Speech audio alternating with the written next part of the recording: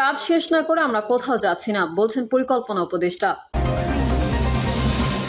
আওয়ামী লীগের অফিস দখল করে বিএনপি কার্যালয়। বিএনপি ঘরে বসে থাকলে 150 বছরেও হাসিনার পতন হতো না। ঈদে আসছে নতুন টাকা, থাকছে না কোনো ব্যক্তির ছবি, বলছেন গভর্নর।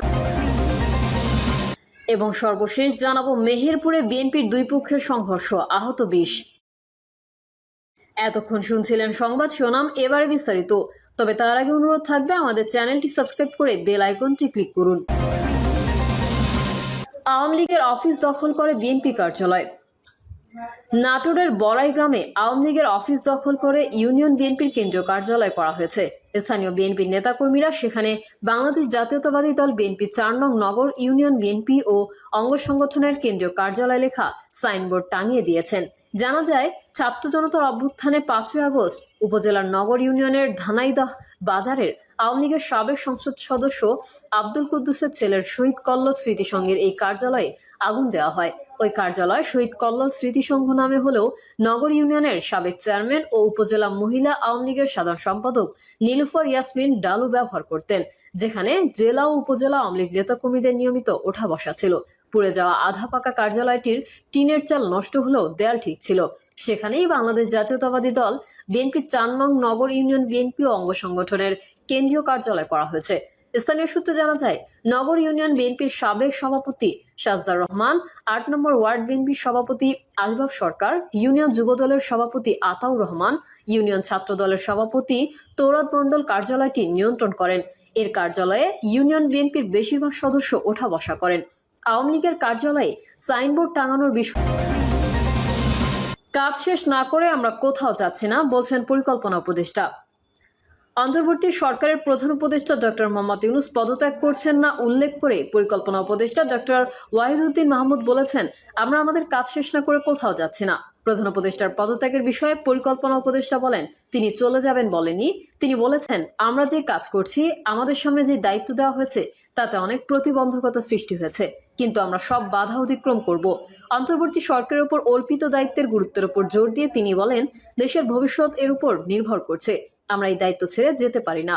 পরিকল্পনা উপদেষ্টা বলেন, আমরা দেখছি বিভিন্ন জায়গা থেকে কি বাধা আসছে, কে কি সমস্যার সম্মুখীন হচ্ছেন এবং আমরা এগিয়ে যাওয়ার সঙ্গে সঙ্গে কি প্রতিবন্ধকতা সৃষ্টি হচ্ছে।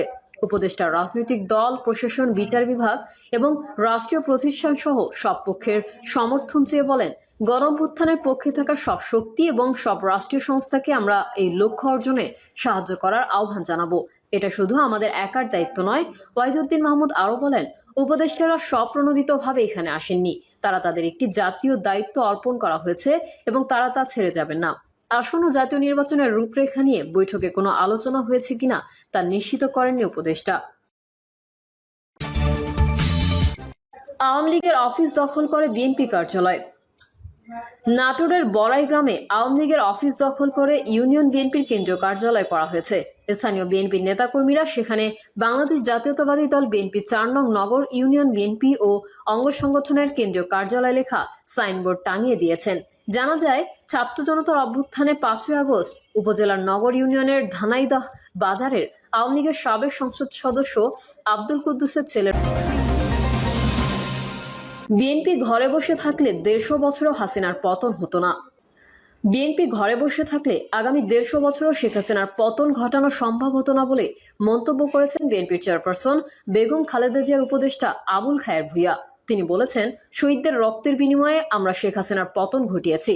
এটি কেউ একক দাবিদার নয়, এটি হচ্ছে দীর্ঘ পরিক্রমার সমাপ্তি অংশমাত্র 1-1.5 মাসের আন্দোলন। আবুল খায়ের ভূঁইয়া বলেন, বাংলাদেশে আন্দোলনে বিএনপির 550 জন শাহাদত বরণ করেছেন, শত শত নেতাকর্মী গুলিবিদ্ধ হয়েছেন, শত শত নেতাকর্মী আজ পঙ্গুত্ব জীবনযাপন করছেন। বিএনপি ঘরে বসে থাকেনি, আমরা হাসিনার বিরুদ্ধে আন্দোলনে ছিলাম। হাসিনাকে বিতাড়িত করা পর্যন্ত আমরা আমাদের সব শক্তি নিয়ে আন্দোলন সংগ্রামকে সফল করেছি। তিনি বলেন, নতুন করে একটি চক্রান্ত ষড়যন্ত্র শুরু করেছে, ত্রিমুখী চক্রান্ত। সবাইকে সজাগ থাকতে হবে। দেশকে নিয়ে নতুন একটি খেলা শুরু হয়েছে। ঐক্যবদ্ধভাবে সকল ষড়যন্ত্র চক্রান্ত মোকাবেলা করতে হবে, যাতে আগামী দিনে আমাদের অভীষ্ট লক্ষ্যে পৌঁছাতে পারি। দেশকে নিয়ে যেই চক্রান্ত ষড়যন্ত্র, অভ্যন্তরীণ গোলযোগ সৃষ্টি করে আইন শৃঙ্খলার অবনতি ঘটিয়ে ফ্যাসিস্টদের দোসর নতুন করে চক্রান্ত করে দেশের গণতান্ত্রিক পদ্ধতিকে প্রতিবন্ধকতা সৃষ্টি করার জন্য চেষ্টা করা হচ্ছে। সকল চক্রান্ত ষড়যন্ত্র শেষ হয়ে যাবে অবিলম্বে নির্বাচনের তফসিল ঘোষণা করে জনগণের গণতান্ত্রিক অধিকার প্রতিষ্ঠা করতে অন্তর্বর্তী সরকারকে আহ্বান জানিয়েছেন তিনি। খালেদা জিয়ার এই উপদেষ্টা বলেন, বর্তমান অন্তর্বর্তী সরকারকে আমরা সমর্থন জানিয়েছি। অবিলম্বে একটি নির্বাচনী রোডম্যাপ গ্রহণ করুন। নির্বাচন দ্রুত দিয়ে আপনারা আপনাদের দায়িত্ব পালন করেন। একটি অনির্বাচিত সরকার দীর্ঘদিন ক্ষমতায় থাকতে পারে না। অনির্বাচিত সরকারের ক্ষমতা নেই সকল কিছু পরিবর্তন করার। স্বাধীন সার্বভৌম রাষ্ট্রের কিছু মৌলিক বিষয় আছে, তা জনপ্রতিনিধিরা সংসদে সিদ্ধান্ত নেবে। আমরা এই সরকারকে সমর্থন করেছি। একটি নির্দিষ্ট সময়ের মধ্যে নির্বাচন দিয়ে জনপ্রতিনিধিদের হাতে ক্ষমতা হস্তান্তর করতে হবে। ডানে বায়ে চিন্তার কোনো অবকাশ নেই। ঈদে আসছে নতুন টাকা, থাকছে না কোনো ব্যক্তির ছবি, বলছেন গভর্নর। ঈদে আসছে নতুন টাকা, থাকছে না কোনো ব্যক্তির ছবি, বলছেন গভর্নর। ঈদুল আজহাতে বাজারে আসছে নতুন টাকা। এই লক্ষ্যে ইতিমধ্যে নতুন টাকা ছাপানো শুরু হয়েছে। নতুন টাকায় থাকছে না কোনো ব্যক্তির ছবি, এমনটি জানিয়েছেন বাংলাদেশ ব্যাংকের governor doctor Ahsan H Mansur. Governor বলেন, নতুন নোটে থাকবে দেশের বিভিন্ন ঐতিহাসিক স্থাপনা। ঈদে বাজারে প্রথমে 1050 ও 20 টাকার নতুন নোট আসবে। টাকশাল থেকে জানা গেছে 20 টাকার নোট ছাপা প্রায় সম্পন্ন।